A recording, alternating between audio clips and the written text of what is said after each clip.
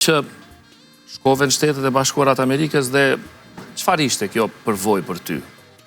Mirë, historia ime le të jetë një shembull për gjithë të Kosovës, pa marrë parasysh se për cilit rajon janë, pa marrë parasysh a janë në fshat, a janë në qytet, le ta dinë që motivi dhe puna që ata kanë me bo është edhe jashtë kufive. Mos i ndalin ëndrat e tyre, edhe po uroj që sonte kjo historia ime të jetë një motiv dhe për mua është një kënaqësi shumë e madhe nëse kjo histori është një motiv për një vajzë ose për një djalë të ri të Kosovës, që të paktën edhe është më shumë se sa një diplomë për mua nëse kam e marrë motiv historinë time që unë vetë se kam arrit. Në bazë të fotografive, po filloj vetë se me radhë të gjitha, nuk po ndalim të Amerika. Jo, mund të flisni të përgjithshme kështu na. Si shkove ti në Shtetet e Bashkuarat Amerikës? Se kjo është ajo që mund t'ju ndihmoj shumë të rinjve.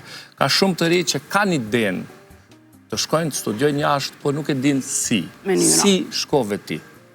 Në këtë rast më du me falenderoj një studente kosovare, Jeta Godanci, e cila ka qenë studente atje dhe jemi njoft në fakt, edhe ajo ka shpreh dëshirën që të më ndihmoj, edhe ka thonë labart, apo do më apliku, është një specializim në menaxhiment dhe administratë publike, dhe unë vetë si përgatita dokumentat, vetë se e kisha me dokumentacion, me gjithka që ishë në rregull në Kosovë, aplikova dhe fitova bursë atje prej $50,000. Pra e fitove bursën? Fitova bursë. E njohet dikon me të njofshëm kjo?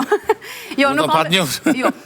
Për këta dashta me cek që nuk ka pas të bëj kur gjo me shtetin e Kosovës, dhe më thonë ka qenë direkt vetëm me James Madison University dhe nuk ka pas të bëj asgjë tjetër. Kur aplikove, çfarë kërkohej?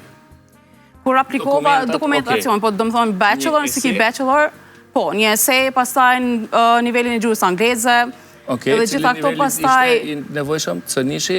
Po, është se TOEFL ose Duolingo, pavarësisht se cilën doni ju me bo, mundi me bo edhe thjesht me ato mundi me apliku edhe me u pranu në James Madison University. Pra gjuha është kriteri kryesor? Gjuha angleze është kriteri kryesor. Po ne kisha një fat mirë, sepse unë kam përfundu dhe master në gjuha angleze në AAB, dhe nuk kisha nevojë që me ndjek të kurse, ata vetë e njoftin diplomen e AAB-s, gjuhës angleze. Pra të ndihmoj... Po, me ndihmoj shumë master i gjuhës angleze në AAB.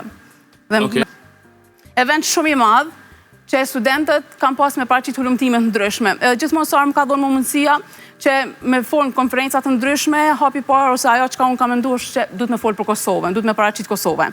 Edhe çka kam bën aty, kam paraqit temën e grave të Kosovës, gratë, domethënë në Kosovë gjatë luftës, pas luftës dhe lufta aty për drejtësi. Në këtë prezantim vetëm kam paraqit gratë si ushtarë të ushtrisë shërimtare të Kosovës, gratë si heroina, gratë si infermiere, gratë të cilat domethënë çka kanë bërë gjatë luftës, edhe si ushqyese domethënë që kanë përgatitur edhe ushqimin për më servu njerëzve gjatë luftës, dhe pastaj edhe pas luftës, se si ajo stigma ose ajo mënyra se si ato kanë përjetuar domethënë mënyrën për drejtësi, sepse ka shumë gratë të cilat janë dhënë, kanë ushtruar dhunë ndryshme, dhe lufta për drejtësi ende vazhdon.